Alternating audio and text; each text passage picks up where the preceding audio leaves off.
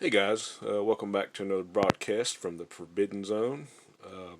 As I'm going through my continued reclamation reorganization process, I got to my display shelf and I'm going to reintegrate a lot of those books. So I just kind of going to show what I pulled off of there. Uh, this is just a hodgepodge of stuff, none of it DC or Marvel. I'm going to feature those two in another video, but thought I'd show some of the favorite stuff I've had on my display shelf over the past few years. This first one I'm sure you've seen, Fighting American #1. I think these are Simon and Kirby reprints that Harvey put under their Harvey Thriller imprint. And if you guys want to catch a great video about this imprint, go to Metarog's channel, and he just did a great video showing the complete collection of these. So go check Roger out. Like I say, Fighting American, Simon and Kirby, Squarebound goodness. What's not to love, right? Okay, the second one, don't have a lot of original EC comics in my collection. I've probably got a handful. But this was always one of my favorite covers, and I found a nice little reading copy of it. Weird Science Fantasy #24. Got a great Al Feldstein cover. Just love these with the alien landscapes and the rock formations. And it's just a great cover. A lot of great reading in there. This is a Captain Strangelove inspired purchase, as have several books in my collection have been. This is the Barker, not really sure what number, but I saw him feature a few of these on some older videos, and I really loved the covers and just the premise of it, just like a carnival Barker, you know. And I guess it's adventures of all the people in the carnival. So thank you, Hans, for making me spend money. Some more Harvey stuff. Spooky #1, favorite character from my childhood. Copy's kind of rough, but glad to have it. Another one, this is really a favorite, Alarming Tales #1 from 1957, I believe.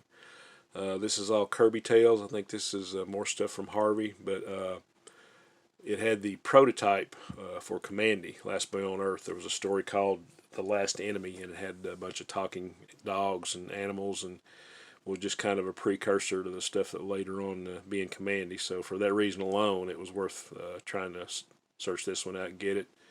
This one's pretty beat up too, but don't care. Just kind of glad to have it. And speaking of Captain Strangelove again, I'm not sure if he has this book in his collection. I'd be surprised if he didn't, or he might have it and I just forgot. But this is True Comics #55 from 1946, and this is actually the first comic book appearance of the character Sad Sack.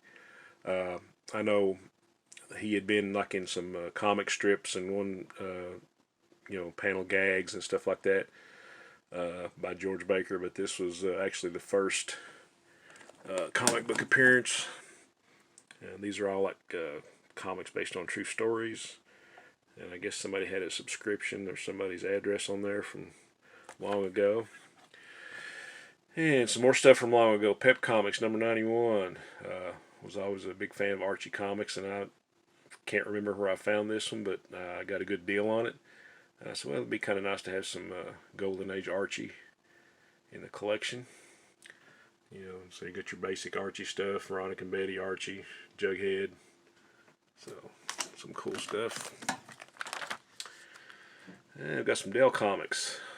For those of you who remember the TV show Mod Squad, this is Mod Squad #1, I think. Haven't checked in a while. But I always thought that was a cool show when I was a kid.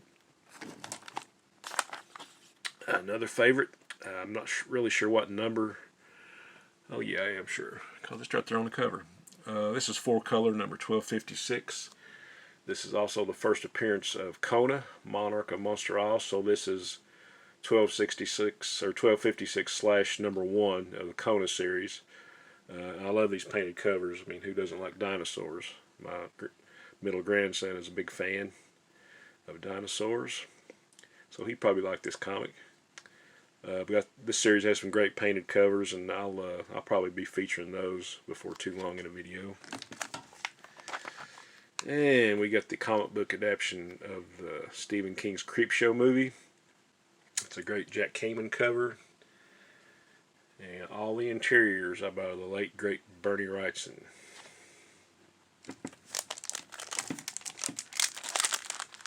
Okay, a couple more. Some more Harvey stuff. Another favorite character from childhood, Stumbo. And this is Stumbo Tiny Town #1. There was only 13 issues of this. I've probably got about half of them. They're kind of hard to find for some reason. But they're all giant-sized, square-bound issues, so that's another attraction for me. But I always loved this character when I was a kid, and still do. And last but not least, we have some Charlton goodness.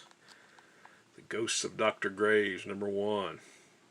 Got a great Pat Boyette cover. Shout out to my buddy Steve, Charlton 66. He's got one of the best, if not the best, collection of Charlton comics I've seen in my life. And I'm sure he's got this, but this is one of my favorite books. I love the colors on it too.